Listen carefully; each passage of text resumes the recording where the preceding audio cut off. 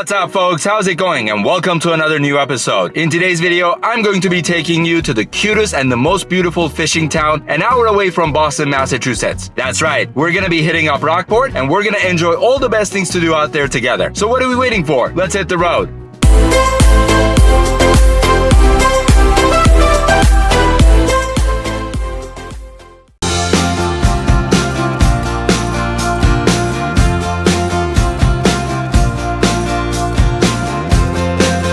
Today I'm taking you on a quick day trip from Boston to Rockport, one of the most beautiful coastal towns on the North Shore. The drive from Boston to Rockport usually takes about an hour depending on traffic. It's super manageable, perfect for a spontaneous weekend escape or even just a day trip. Heading into Rockport, everything starts to feel more peaceful.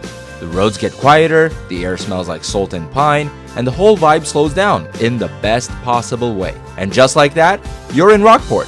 It honestly feels like you've stepped into a postcard. Cobblestone roads, cozy shops, art galleries, and that small town charm that makes you want to stay a little bit longer. So let's find a parking spot and begin exploring this gorgeous town.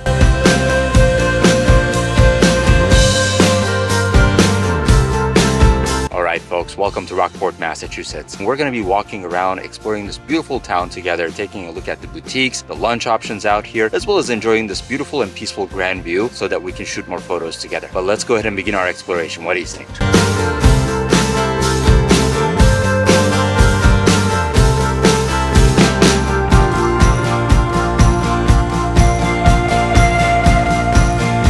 Rockport's history stretches all the way back to the early 1600s, when it began as a modest fishing village along the rugged Massachusetts coast.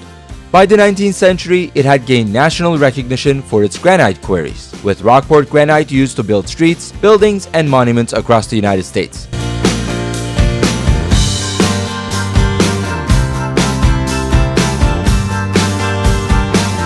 In the late 1800s, Rockport began to draw artists seeking inspiration from the coastal light, natural beauty, and quiet pace of life. Over time, it evolved into the creative, peaceful seaside haven we know today. That artistic spirit still thrives, with local galleries, studios, and painters working outdoors to capture the charm that first brought them here.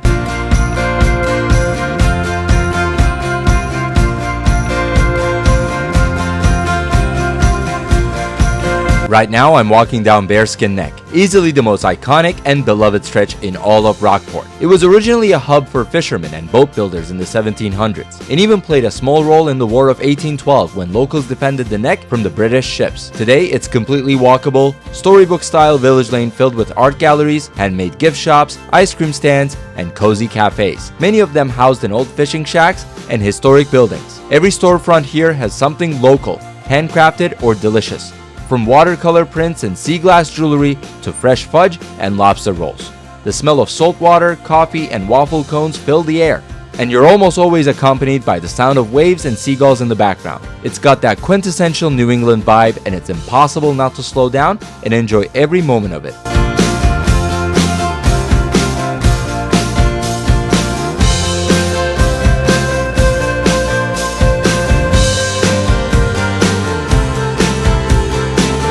Throughout your exploration across Rockport, you might suddenly spot this little red building at the edge of the harbor. That's Motif number 1. It kinda sneaks up on you, tucked at the end of Bearskin Neck, sitting quietly against the water. But even if you didn't know the name, you'd know it's important. There's just something iconic about it. And once you're standing here with the boats bobbing in the harbor and the gulls flying overhead, you get why. It was originally built back in the 1840s as a simple fishing shack. Over time, though, it became a favorite subject for painters and photographers because of its bold red color, the way it sits on the water, and how the light hits it throughout the day. In fact, the name Motif number 1 was sort of a playful nod from a local artist, joking that this was the number 1 subject everyone painted. The name stuck, and it became a symbol of Rockport's deep artistic roots.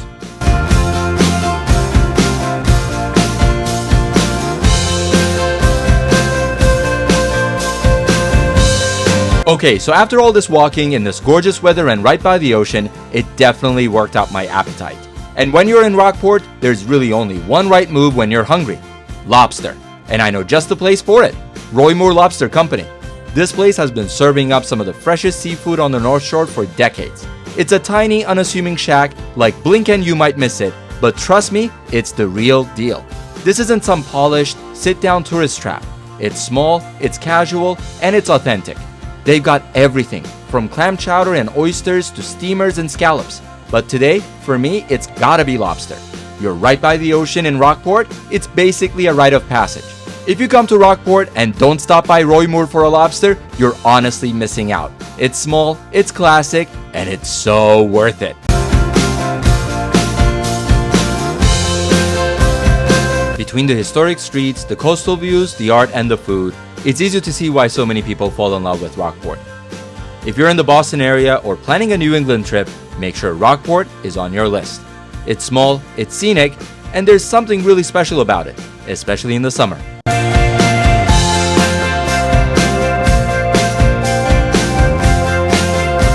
Alright folks, that's it for this week's episode. Thank you so much for joining me in exploring Rockport, Massachusetts. I hope you've enjoyed this, but if this is your first time tuning into my channel, please show your support by liking this video, subscribing to my channel, and throw a comment or two. I'll see you in the next video. Take care.